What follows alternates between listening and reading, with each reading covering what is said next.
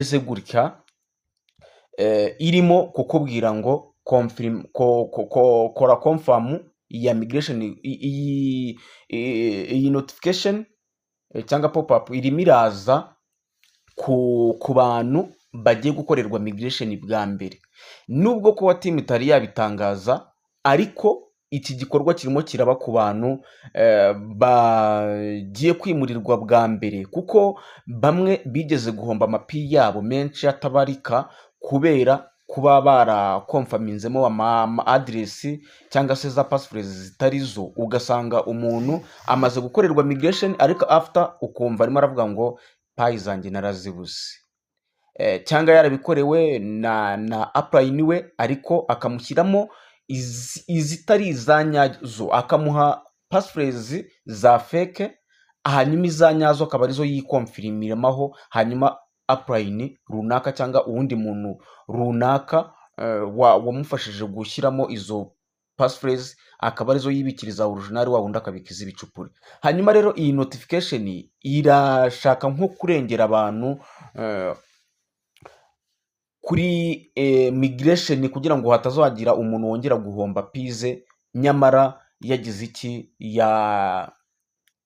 yabonye migration ariko agasanga naziriho, kubera yuko passphrase izo yashyizemo nta cyizere zifitiye. So rero komeza video uraza kubona itandukaniro ry'aya ma notification. Iyi notification ni y'abascammers, nuyishyiramo passphrase rwose urashya.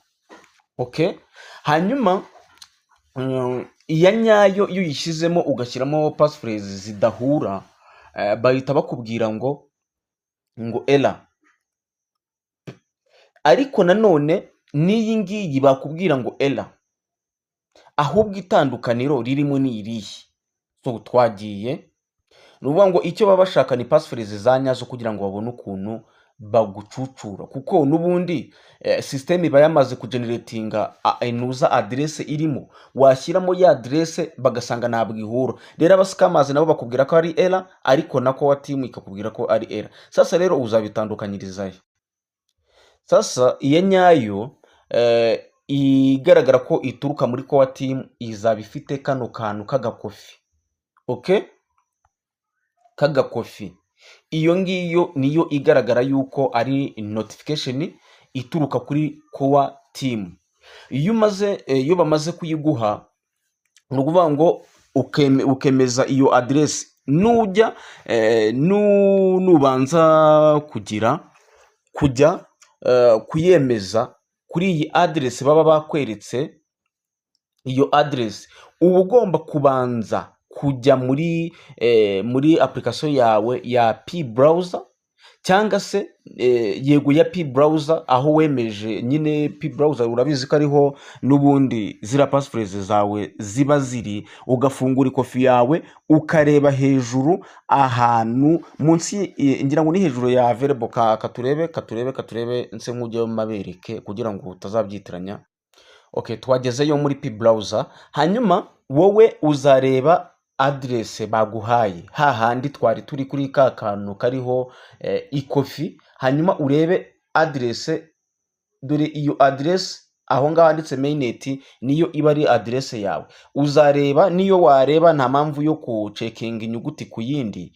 Ubundi niyo wafata tuno tuntu dutatu, iyo RH3G hanyuma J9 hanyuma ukagira iki, ukareba wenda izo nyuguti nk'eshatu zibanza, ukongera ukareba izaha ngaha zitangirwa. Ubundi izangaha zitangirwa ari ushobora no gusanga zinasa, ariko itandukaniro ririmo rikaba ari izi ngizi zigenda ziherwa eshatu, imibare ya nyuma, kuko aha hagati bashyiramo utudomo gutya. Okay, bagenda bashyiramo utuntu tw'utudomo, hanyuma bigatuma nyine address iba yihisha. Hanyuma ariko wowe icyo uzayicungira ahangaha ni ukutugenzura address yawe kuri utwo tuntu wenda 4 cyangwa 3 tuba duherwa, hanyuma ucekinge no kuri ya notification urebe nimba address bihura. Okay, hanyuma ikintu ugomba kwita ahubwo ni iki? Ni iyi ikofi. Ni iyi kofi niyo ugomba kwitaho, hanyuma ukareba na ya aderese iherwaho, iherwa ya nyuma ukareba ko bihura, kugira ngo nuza kwemeza bitaza kukuviramo amazi abira ugasanga uguye mu gico cy'abajura. Ubwo ikimenyetso ni iyi kofi. Iyo itari iya nyayo ntabwo hariho iyi kofi. Okay? Iya nyayo hariho iyi kofi. Ubwo iyo abasikamazi nta kofi iriho. Sasa mu bundi buryo, burya iyo ikintu cyagaragaye, hari wigeze kumbwira mu gitondo ati ugize amakenga n'ubundi kuko batanga nuza notification, ubwo sinzi nimba yari yabikoreye ubushakashatsi, notification kuri email yawe ugakonfaminga yuko ari wowe urimo gukorera icyo gikorwa. Numvaga ambwira ati wazishyira kuri 3 ukazikonfamingamo no kuri 6, hanyuma akaguha notification kuri email ukemeza yuko ari wowe urimo gutanga iyo address cyangwa izo passphrase. So rero nawe nk'umuntu mukuru winjiye mu mushinga uzi ubwenge, ntabwo nakubwira ngo bireke, ntabwo nakubwira ngo bikore, ahubwo itandukaniro waribonye, urafata risk ku giti cyawe. Ibintu by'umwimerere biba